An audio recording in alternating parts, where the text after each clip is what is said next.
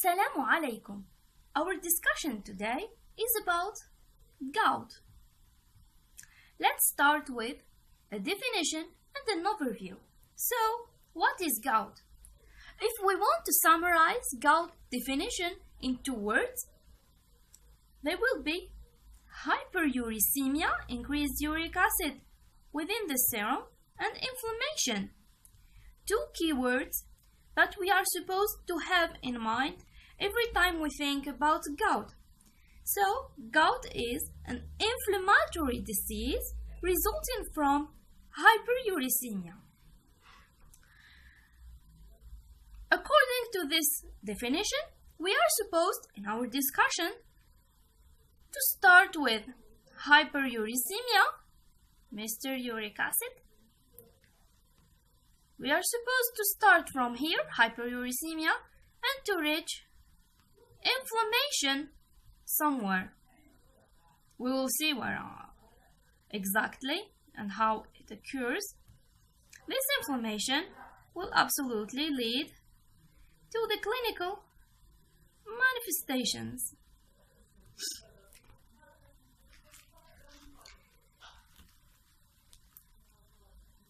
We'll take a general overview about what is happening, and then we're going to dive further in more details.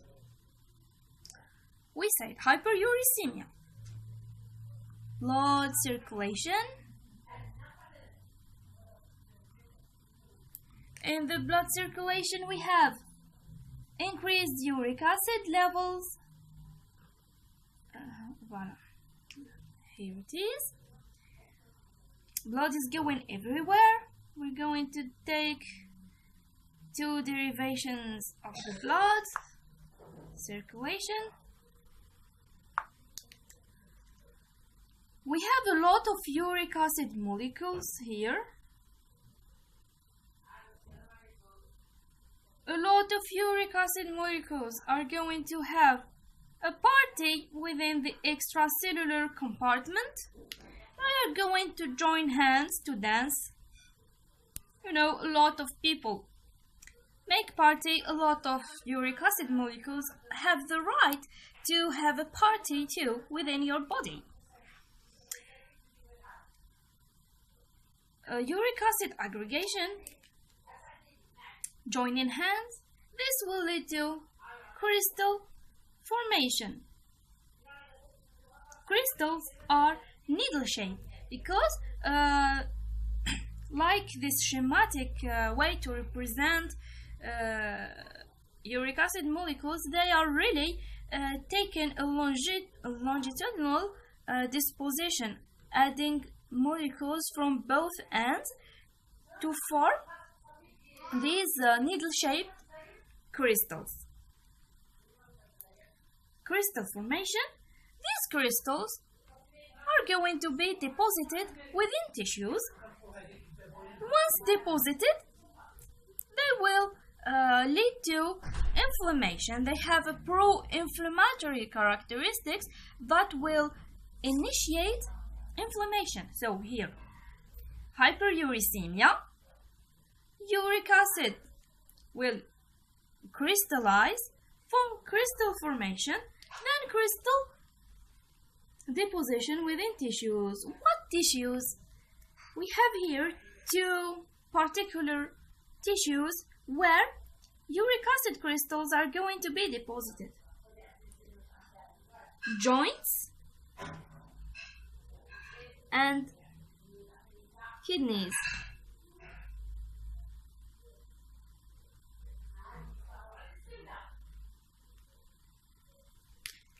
This is a joint, synovium,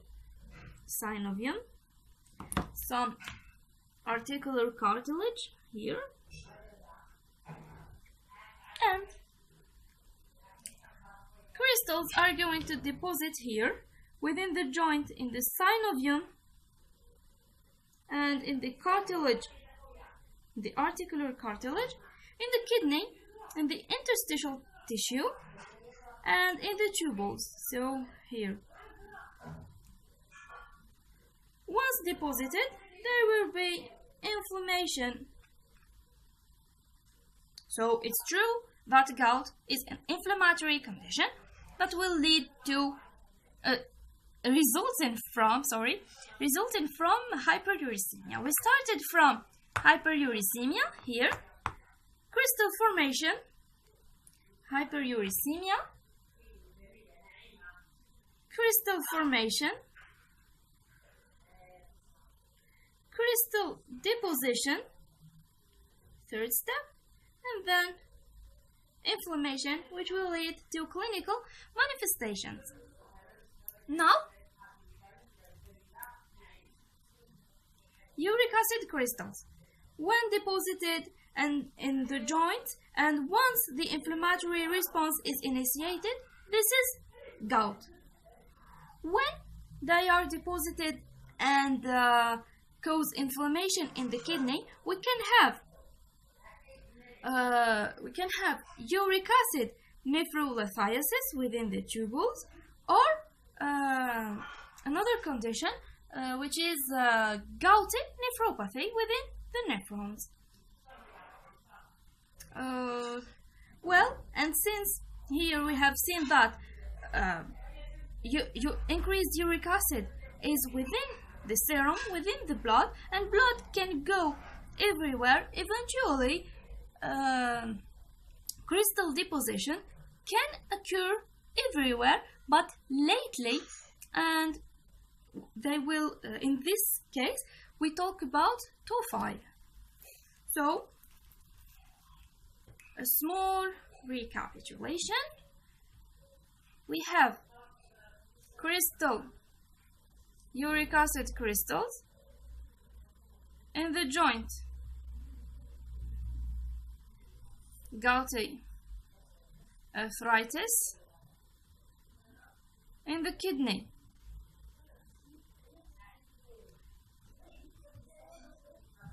gouty nephropathy, or uric acid nephrolithiasis anywhere, tophi. This is seen late in chronic gout.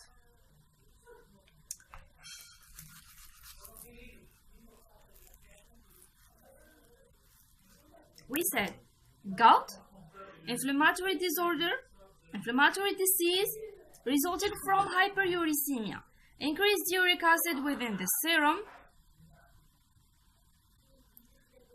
crystal formation within the extracellular compartment, crystal deposition within tissues, and inflammatory response to these crystals. Since crystals are strangers, they are invaders that are not supposed to be in tissues. We have defined gout. We have seen a general overview about gout. Now I can reveal the plan, the structure of our full discussion. We have definition overview done, pathogenesis and etiology, what we're going to see now. Then we will discuss epidemiology, clinical presentation, workup, and treatment. Now, let's dive in pathogenesis and etiology. We said that gout towards hyperuricemia and inflammation.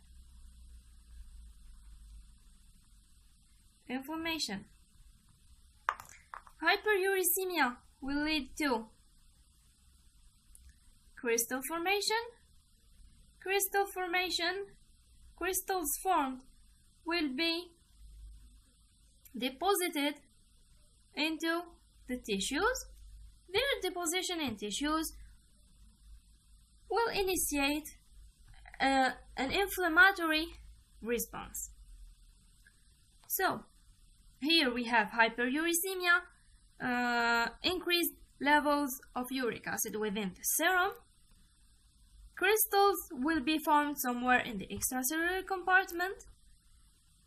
Then they will be deposited in tissues, here in the joint, We're talking about gout in the joint. Where in the joint?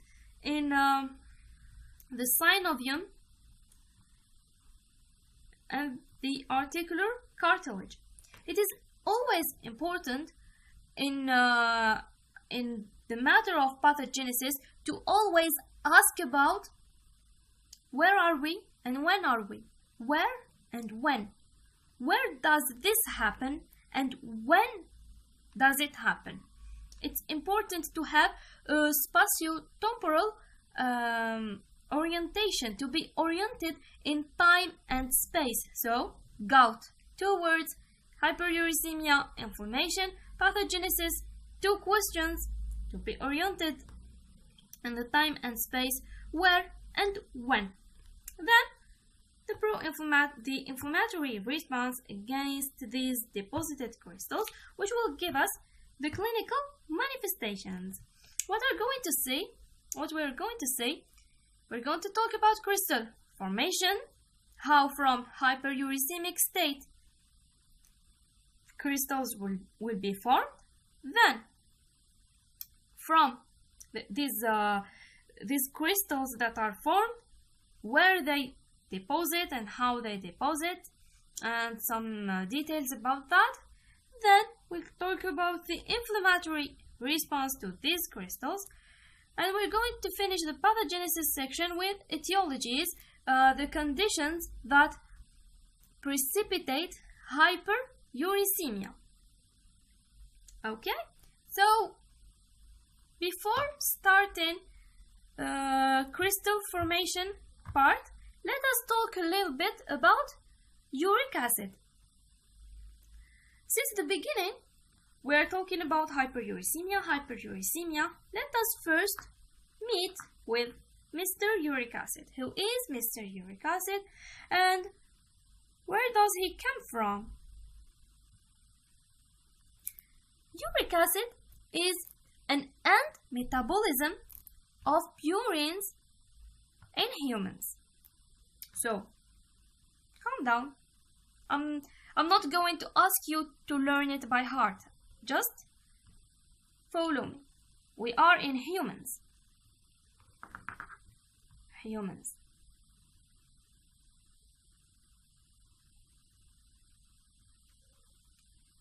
Humans have purines.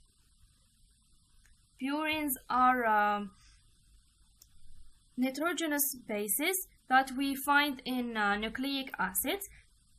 We have purines and pyrimidines. In our discussion is related to purines because purines metabolism will generate uric acid. So who are purines? The nitrogenous bases. We have adenine, thymine, uracil, cytosine, and guanine. Which ones are purines and which ones are pyrimidines? I'll tell you in a moment with a tip. So we are in humans. Humans have purines. Purines will be metabolized.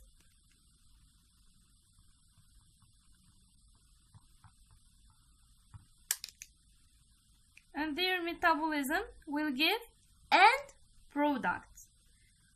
From these end products we have uric acid. But remember, end product. It means this is the finishing line. No further metabolization. No further metabolization of uric acid. It is the final form, the final destination, uric acid. Why? Why we can't catabolize uric acid further? The answer is so easy. We don't have an enzyme that can metabolize it further. So it is an end product and it will be excreted this way as a uric acid excretion. The excretion is a renal excretion. So we are in humans. Humans have purines. The metabolism of purines will generate uric acid. No further metabolization of uric acids because humans don't have the enzyme. Other species do have the enzyme. We're going to see that in a moment. So let's go back to purines and pyrimidines and let's remember them once at all. So we have pyrimidines. Pyrimidines are mid-cut,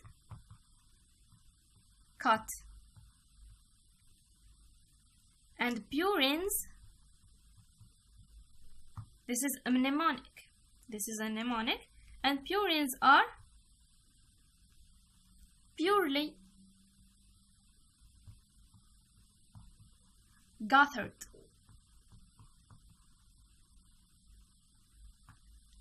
So, pyrimidines are mid-cut, cytosine, uracil, and thymine. Purines are purely gathered. Another point. Which ones have 2 rings and which ones have 1 ring? Purines are purely gathered. They are gathered with the bind of love, maybe. So we have 1 ring, 1 Mr. Ring, and 1 Miss Ring, and they are gathered. They are purely gathered. Pyrimidines are mid-cut. They are cut in the middle. Here they are, set.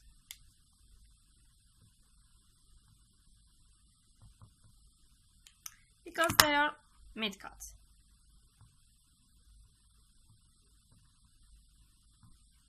Pyrimidines, mid-cut, 1 ring, cytosine, uracil, and thymine. Purines are purely gathered with guanine and adenine. So this was just a mnemonic to keep them in mind. So here we can add now that purines are purely gathered. They are adenine and guanine. Why this is important? Why I am diving into this kind of details? You know, adenine? Well, purines are present in the nucleic acid structure. So this is one point. And in the other hand, adenine, the A. This A is present in very important and widely used molecule in our organism. It is A, yes, ATP. So in any condition where there is an excessive degradation of ATP, it means an excessive degradation of a purine, which is adenine, which means excessive production of uric acid, hyperuricemia, and which can precipitate into gouty flare. Later, we're going to talk about conditions that may trigger a gouty flare. Some conditions are related to this. I'm not going to tell you now, so as you finish the whole video.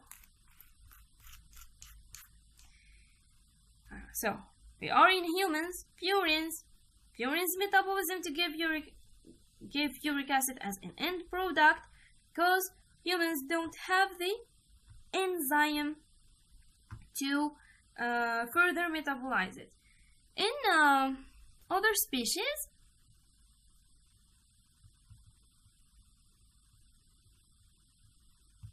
they have the enzyme. The enzyme is called uricase, which degrades the uric acid. Humans don't have it. We are uricase negative. This uricase break down uric acid into allantoin.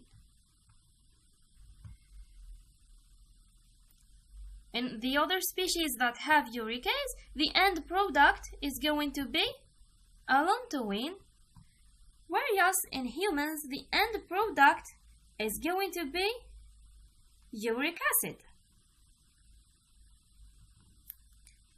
Allantoin is more soluble. Uric acid is less soluble. So other species are not at risk to develop gout. Humans don't have the enzyme, but they have the gene. The gene is present, but it is inactivated. If this gene was inactivated in humans, it must have a reason. Uricase. Humans are uricase negative, other species are uricase positive, but humans do have the gene which is inactivated. It is inactivated, it must have a reason, which is present, of course. Uric acid is a powerful antioxidant and a free radical scavenger.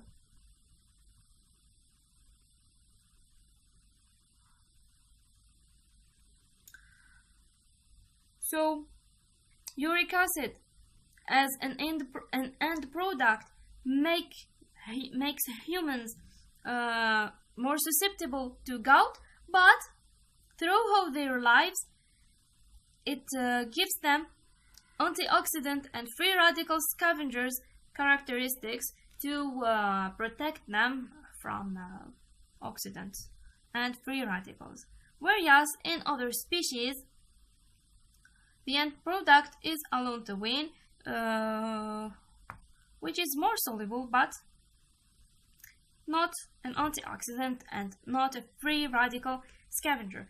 This was uric acid reminder.